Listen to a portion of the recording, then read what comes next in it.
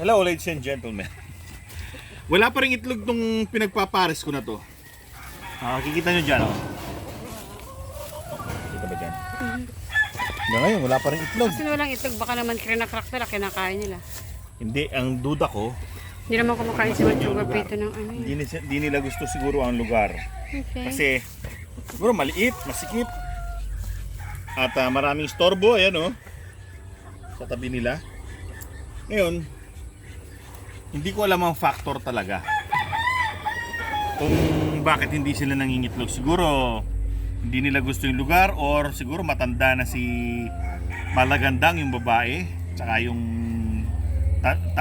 katsaw ko si Macho Guapito matanda na. Siguro age factor. Hindi natin alam. Well, ang pwede kong gawin bigyan sila ng masustansyang pagkain at pang breeder na inumin. At ililipat ko sila ng lugar doon sa mas komportable, medyo maluwag, mataas. Siguro masyado silang contained dito. Walang istorbo, no? Ayan. So, ayan sila. Dito, tingnan mo. Napakaganda pa naman ang lugo nila, oh. Ayan, oh. Ang ganda ng logo nila, kompletong balahibo, makintab. Healthy. Siguro para sa akin ang lugar hindi nila gusto. Pero dati pinagsama ko na yan dyan sa lugar na yan eh. Pero yung mga sisiw nakain lang ng dagay. Well, i-ready ko yung isang ginawa namin breeding pen doon sa harap. Yung pinanggalingan ni Lady Blue. Baka sakali.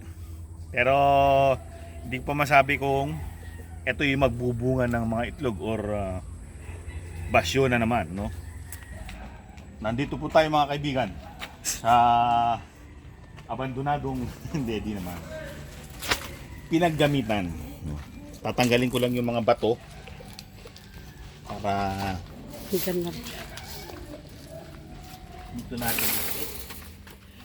Parang Kanina ka pa. napaka-clumsy naman ang naglilinis. Matanggalin ko na to para wala nang mga pangit na Pangitain. tapos babasahin ng konti para di malikabok. Tapos tatanggalin yung mga bato. Para nano ito. Yung mga butas. Ako ng mga butas.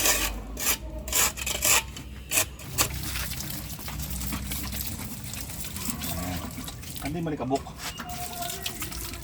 Lalagyan ko muna ng karton na ganito para may pinakasalo bago ko ilagay itong sako.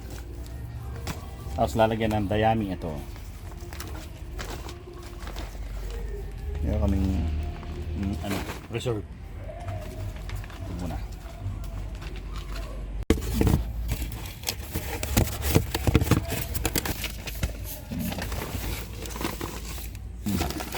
Sako naman.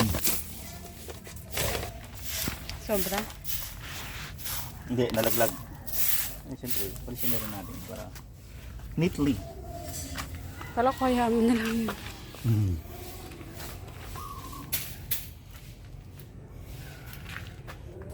Now, everybody, ililipat na natin sila ng pwesto. Si Macho Guapito, napaka-healthy naman. Hindi naman mahaba yung tahid niya para masaktan si Malagandang. Oh, ka-healthy oh. Hindi, walang hilamos yan, walang hilamos. No? Ka-healthy ng palong niyo. Pagpakitang gilas ka para makita nila yung kagwap. Kaya nga Macho Guapito eh. Ayun yung buntot niya. Ayan. Nakuha mo na rin. Medyo may edad na kasi talaga to eh. Tingnan yung mukha niyo. May edad na. Pero maganda yung lugo niya. Kompleto. Makinis ang lugon. Maganda yung paa. Yellow na yellow. Ito na po ang Magsing Iro. Patingin ako. Una ko nang papakawalan si Malagandang. Sige. Oh. Baba. Nagyayabang ka.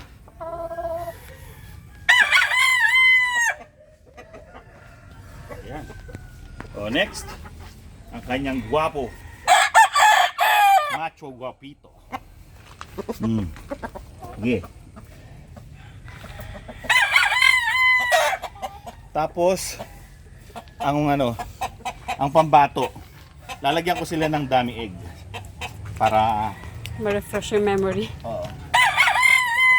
Tingnan natin kung nanunuka pa ng itlog ng dalawang to. Ito, alam ko nanunuka ng itlog to. Ayun. Hindi na wala silang pakialam. Ito. Lagay ko dito, oh. Video mo dun sa loob, oh.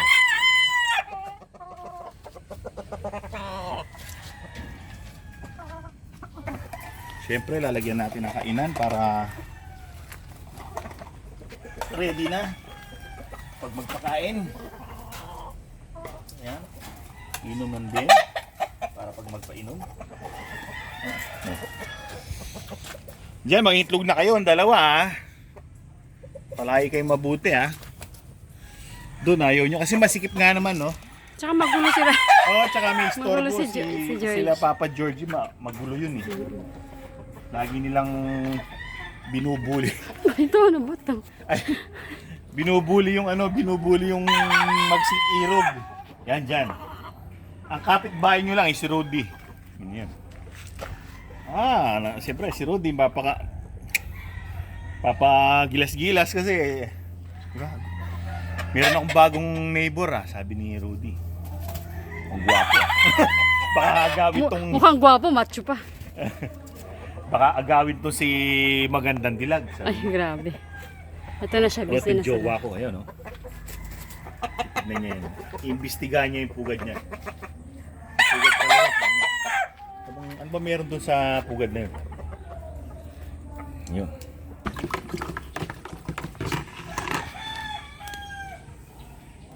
Siyempre, ang kanilang juice, huwag kalimutan. Egg 1,000. Para? Pang 1,000 yung eggs. Tagal na silang minum ng egg 1,000 kahit sa itlog. Hindi, baka in a lifetime. Oh, Hindi pa nila ako binigyan ng itlog yung dalawa na yun. sila macho guapito. So, kumuha na rin ako ng fresh madre de agua. Inugasan ko na. O, di ba? Para kanilang mga greens. Tapos, papakain na ng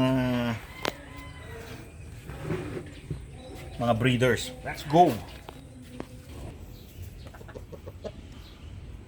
Lagyan natin ito.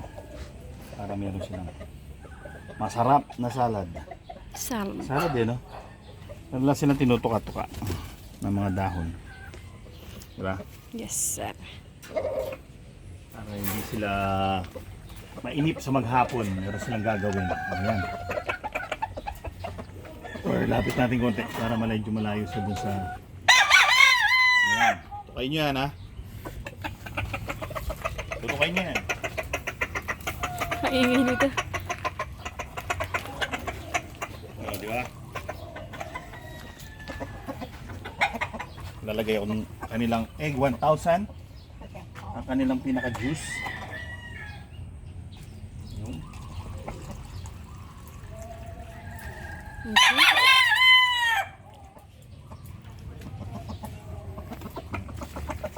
Tapos ang kanilang pagkain.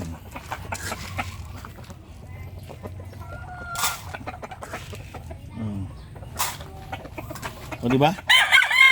Hindi ba naman solve yan? May dahon ka na, may mga pogi ka pang manok.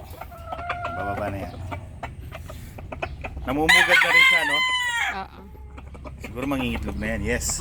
Siguro ayaw niya lang talaga mangitlog doon. Oo. Kasi masikip, mainit, may mga istorbo. Diba? Sabi ni Macho Guapito, bumaba ka na kaya baka tinatawag. Oo. Well, yan ang aking lipat manok ngayong araw na ito. At ang kanilang mga neighbors. Neighbors, are you okay there? Kayo naman papakainin. Pero bago yun, papaalam muna ako hanggang sa susunod na episode. Maraming salamat sa inyong panonood. Alam. Paalam. Ha? Di ba? Happy together.